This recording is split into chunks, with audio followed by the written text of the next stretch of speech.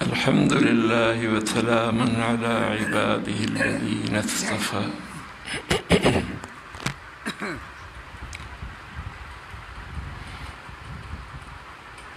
سمندر میں ہر قسم کے موتی ہیں، لیکن کسی ماہر کو اس کام کے لیے لگاتے ہیں۔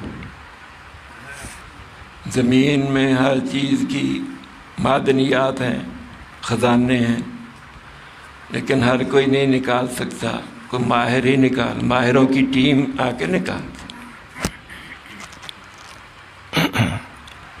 قرآن پاک میں بھی وَلَا رَطْبٍ وَلَا يَابِسٍ إِلَّا فِي كِتَابٍ مُبِينٍ، ہر چیز موجود ہے، لیکن ہر ایک کا بس نہیں ہے اس سے موتی نکالنا۔ اس لیے اس کے لیے مجتہدین کی ضرورت ہے جو اس میں اجتہاد کریں، اس میں سے قیمتی موتی احکام اللہ کے نکال، ان کو ظاہر کر دیں۔ مجتہد جو کوشش کرتا ہے یہ قرآن اور حدیث کے احکام کو ظاہر کر دیتا ہے، ہم سے چھپے ہوئے ہوتے ہیں، جیسے ماہر زمین سے چیز نکال دیتا، سامنے کر دیتا۔ سمندر سے موتی ہمارے سامنے کر دیتا، پہلے ہمیں نہیں پتہ تھا۔ تو یہ اجتہاد اور قیاس، اجماع، یہ علیحدہ چیز نہیں ہے قرآن و سنت سے، اصل تو قرآن و سنت ہیں، انہی کا اظہار ہے۔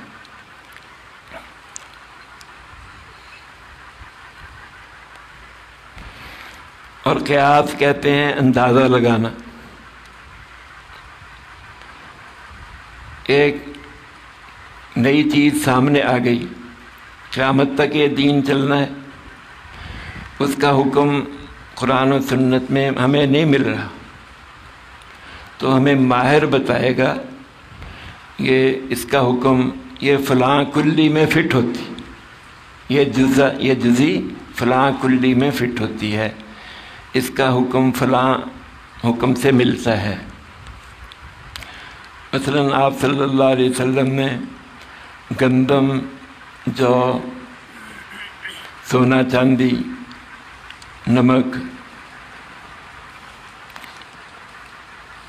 ان چیزوں میں سود بیان کیا، اب چاول کا بیان نہیں کیا۔ تو ان چیزوں پہ قیاس کر کے، گندم، جو پہ قیاس کر کے چاولوں کا بھی حکم وہی ہے، چاولوں کا بھی حکم وہی۔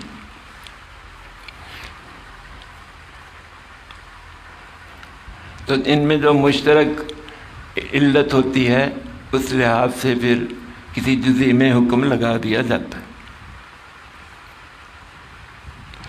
ایک عورت نے آپ صلی اللہ علیہ وسلم سے کہا میرا باپ وہ حج نہیں کرتا، حج نہیں کر سکتا، چل پھر نہیں سکتا، اس کا حج کا ارادہ تھا کہ میں اس کی طرف سے حج کر دوں تو اس سے یہ فرض جو ہے ساقط ہو جائے گا۔ آپ صلی اللہ علیہ وسلم نے اس سے پوچھا اگر تیرے باپ کے ذمے قرض ہو تو ادا کر دے تو ادا ہو جائے گا؟ اس نے کہا ہاں، تو پھر یہ اللہ کا قرض ہے، تو بھی ادا کر دے۔ اس پہ آپ نے قیاس کر کے اس کو بتا دی۔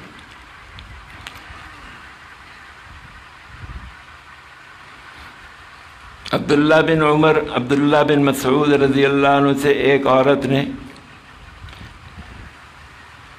مسئلہ پوچھا، اس کا نکاح ہوا تھا، مہر مقرر نہیں ہوا تھا، خاوند مر گیا، اب اس کو کیا ملے گا، کتنا مہر ملے گا؟ عبداللہ بن مسعود رضی اللہ عنہ نے فرمایا مجھے 1 مہینے کی مہلت دے دو، مجھے سوچ بچار کرنے دو، قرآن سنت سارا دیکھا۔ پھر فرمایا اس کو مہر مثل ملے گا، نہ کم نہ زیادہ، کہ فیصلہ کر دیں۔ قرآن و سنت کو سامنے دیکھ یہ علیحدہ نہیں ہے قرآن و سنت سے، یہ نئے مسئلے کا حل کہ شریعت قیامت تک چلے گی، یہ دین قیامت تک چلنا ہے، کوئی نئی کتاب نہیں آنی، نیا دین نہیں آنا، نیا نبی نہیں آنا۔ اس لیے علماء اس کے ذمہ دار ہیں۔ علماء اگر اجتہاد کریں اور صحیح نتیجے پہ پہنچ جائیں تو دوہرا اجر ہے، اگر اجتہاد کریں صحیح نتیجے پہ نہ بھی پہنچیں پھر بھی ایک اجر ہے، گناہ نہیں ہے۔ انہوں نے تو پوری کوشش کی، اپنی طرف سے غلطی نہیں کی، جان بوجھ کر۔ حضرت عمر رضی اللہ عنہ فرماتے ہیں کہ میں جب خلیفہ بنے سب سے پہلے میں کتاب اللہ کو دیکھوں گا، پھر رسول اللہ صلی اللہ علیہ وسلم کی سنت کو دیکھوں گا، پھر میں اپنی رائے سے بھی سوچوں گا، قرآن و سنت کو سامنے رکھ کر اپنی رائے۔ اللہ نے عقل دی ہے اور عقل سے کام لینا ہے۔ دنیا کے کام لیتے ہیں تو دین کا بھی کام لینا، لیکن ہر کوئی نہیں لے سکتا، ہر کوئی قیاس نہیں کر سکتا، ماہر ہی کرے گا۔ ہر کوئی سمندر سے موتی نکالے گا تو ڈوب جائے گا،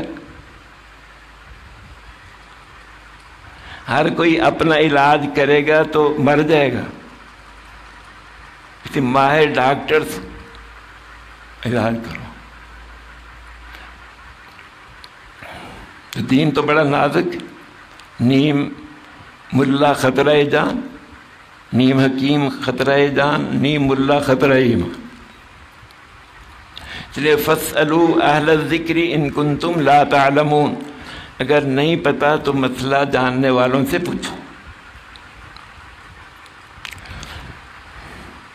عبداللہ بن مسعود رضی اللہ عنہ فرماتے ہیں سب سے پہلے کتاب اللہ کو دیکھو فیصلہ کرتے وقت، پھر رسول اللہ صلی اللہ علیہ وسلم کی سنت کو دیکھو، پھر نیک لوگوں کے فیصلوں کو دیکھو۔ یہ اجماع ہے، نیک لوگوں کے فیصلے یہ اجماع ہے۔ پھر اپنی رائے نہ ملے، پھر چوتھے نمبر پر اپنی رائے سے فیصلہ کر لو، اپنی رائے جو قرآن سنت کے خلاف نہ ہو، اس کے مطابق ہو۔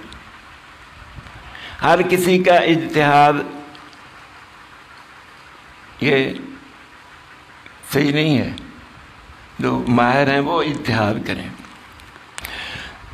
ہر ایک کی تقلید بھی نہیں، کسی ماہر کی تقلید۔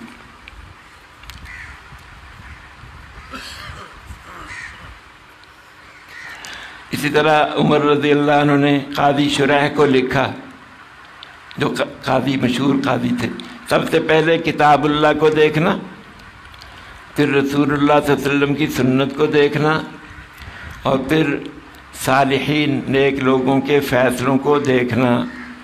ان میں اگر چیز نہیں ملتی تو پھر چوتھے نمبر پر پھر چاہے تم آگے بڑھو چاہے پیچھے ہٹو، اگر سمجھ میں آ جائے تو بڑھ جاؤ، نہیں سمجھ آئے تو پوچھو، علماء سے پوچھو۔ ہر رائے جو ہے نا وہ صحیح بھی نہیں ہوتی، غلط بھی نہیں ہوتی، بعضی رائیں صحیح ہوتی ہیں، بعضی غلط ہوتی۔ سارے مشورے صحیح نہیں ہوتے، بعضے برے مشورے ہوتے ہیں، بعضے اچھے مشورے ہوتے ہیں۔ انما النجوى من الشیطان، یہ منافق یہ سرگوشیاں کرتے تھے، مشورے آپس میں چپ کے مشورے کرتے تھے۔ اللہ نے فرمایا یہ شیطان کی طرف سے، ان کے مشورے شیطان کی طرف سے۔ لیکن جو صحابہ مشورے کرتے تھے، سرگوشی کرتے تھے، یہ شیطان کی طرف سے نہیں تھے۔ تو سارے مشورے برے بھی نہیں ہیں، سارے مشورے اچھے بھی نہیں، ایسے ہی ساری رائیں غلط بھی نہیں ہیں، ساری رائیں صحیح بھی نہیں ہیں، کچھ رائے صحیح بھی ہیں۔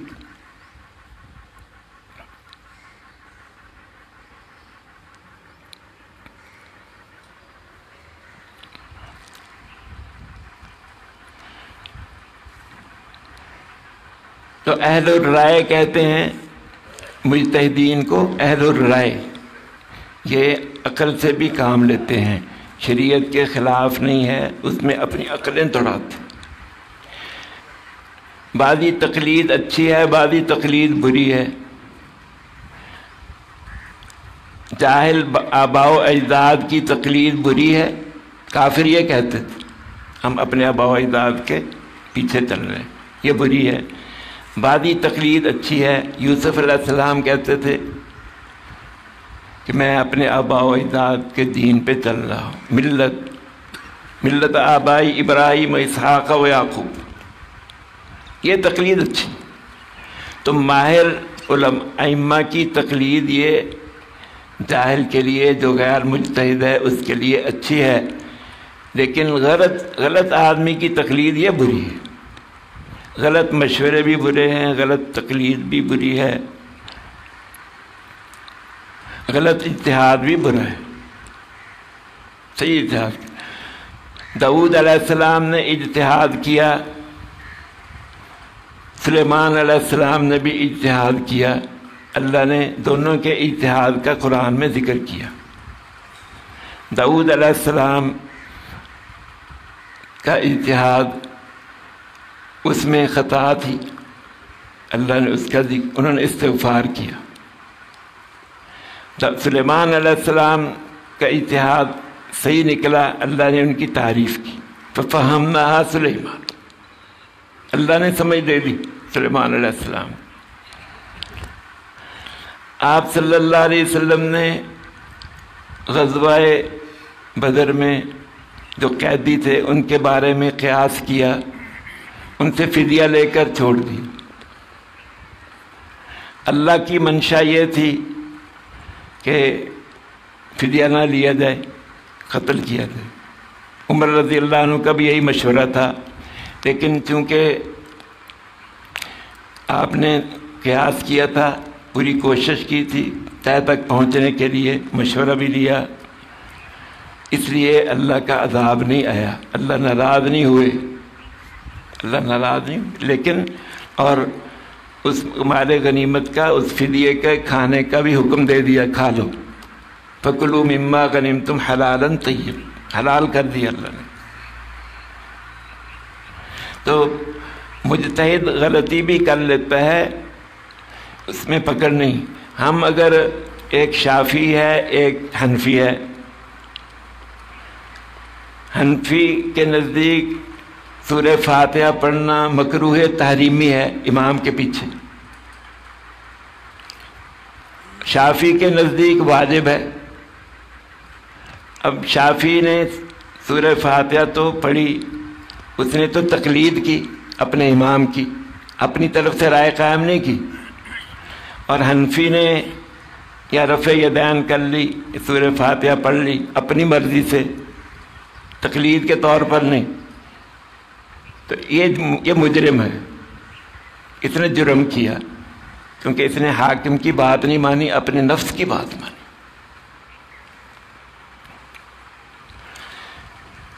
چاروں امام جو ہیں حق پہ ہیں، چاروں امام حق پہ ہیں۔ اس کا یہ مطلب کہ جس کی بھی پیروی کر لو گے تمہیں گناہ نہیں ہوگا، اگرچہ ان سے بھی غلطیاں ہوئی ہیں،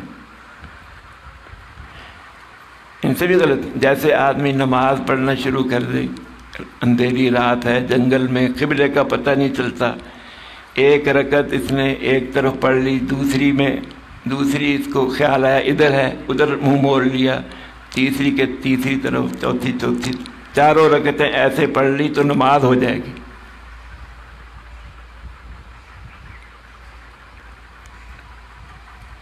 اس نے پوری کوشش کی، اپنی طرف سے پوری کوشش کی۔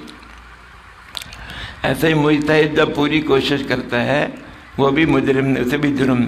کسی جو نہ جاننے والا یا کسی کی تقلید کرے پھر بچ جائے گا، اگر اپنی مرضی کرتا ہے، نفسانی خواہش کے مطابق کبھی کسی حدیث پہ عمل کر لیا، کسی عمل ایک امام کا ایک عمل کر لیا، دوسرا جو آسان تھا دوسرے امام کا کر لیا، تیسرا جو، یہ اپنے نفس کی خواہش مان رہا ہے، دین کی بات نہیں۔ اس لیے چاروں ائمہ حق ہیں، ان میں سے کسی کی بھی پیروی کرو، لیکن پھر اس کو فالو کرو۔ جیسے ایک ڈاکٹر کی کے نسخے تجویز کرتا ہے پھر اس کو فالو، یعنی آج ایک کا کل دوسرے کا، ایک وکیل کیا ہے پھر اس پہ جمے رہو. مختلف وکیل کرو گے، مختلف ڈاکٹر کرو گے تو تمہارا مرض، تمہارا مقدمہ بگڑ جائے گا. اس لیے ہمارے لیے جو تقلید میں بہتری ہے، ہم اپنا قیاس نہیں کر سکتے تو دین کے مسائل تو علماء سے پوچھیں اور ایک امام کی تقلید کریں، اس کے مطابق اپنی نماز، روزہ، زکوٰۃ، حج اور دین کے جتنے بھی معاملات، طلاق، نکاح، یہ سارے مسئلے اس کے مطابق کریں، پھر بچت ہو جائے گی. اگر اپنی مرضی کر لی تو یہ تقلید، یہ اپنے نفس کی تقلید ہے، نفس کی خواہش کی بات مان رہے، یہ دین کی بات نہیں مان رہا. اس لیے ارأیت من اتخذ الہہ ہوا، نفسانی خواہش کو سامنے نہیں رکھنا. کہ ائمہ ہمیں آپ صلی اللہ علیہ وسلم تک پہنچاتے ہیں، آپ صلی اللہ علیہ وسلم ہمیں اللہ تک پہنچاتے ہیں. یہ غیر نہیں ہے، یہ قیاس اور اجتہاد اور تقلید، کہ اس پہ اجماع ہے امت کا. بڑے بڑے اکابر، محدثین، فقہا، مفسر، امام راضی، امام مسلم، امام ابو داؤد، امام ترمذی، ابن ماجہ، یہ سارے مقلد ہیں. امام بخاری یہ بھی یہ مقلدوں کے شاگرد ہیں. بعض کہتے ہیں یہ تقلید تو شرک ہے، شرک ہے. تو اس کا مطلب پھر سارے محدثین بھی مشرک ہو گئے، ان کی حدیث پھر قابل قبول ہی نہیں رہی. پھر ان کی حدیث تو قابل، امام بخاری کی بھی حدیث قابل قبول نہیں. تو وہ مشرکوں کے شاگرد ہیں، مشرکوں سے انہوں نے حدیثیں لی ہیں.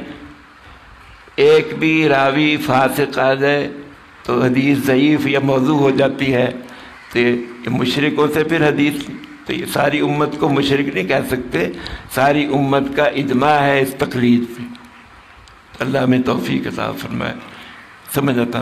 الحمدللہ رب العالمین، الصلاۃ والسلام.